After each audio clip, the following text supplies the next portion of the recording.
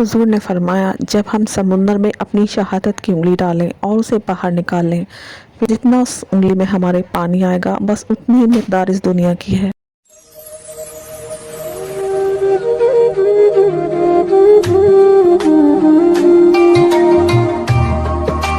जब एक दिन गुजर जाता है और अगली सुबह का आगाज़ होता है तो ये सफ़र यूं ही चलता रहता है।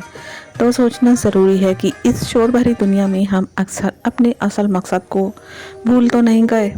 इस दुनिया में हम चंद दिन के मेहमान हैं। एक दिन आएगा जब हम सब कुछ पीछे छोड़ देंगे, अपनी हर दिल अजीज़ चीज़ों को, अपने घर को, अपने प्यार करने वालों को, अपने घर वालों को। कुछ भी कायम रहने वाली दुनिया की कोई चीज़ नहीं है।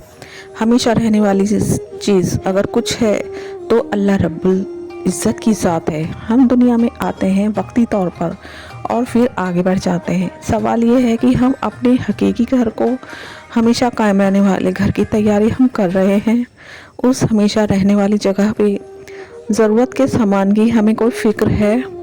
यानी हमारे अमल उस सामान की तरह है जो हमारे घर का सुकून और आराम तय करेंगे। अल्लाह करे हम इस सफ़र के लिए बेहतरीन तैयारी कर सकें। हर नई शुरुआत एक मौका है अपने रब को राज़ी कर लेने का, अल्लाह के और करीब होने का और उस दिन के लिए तैयार होने का जब हमें उसके पास लौटना है।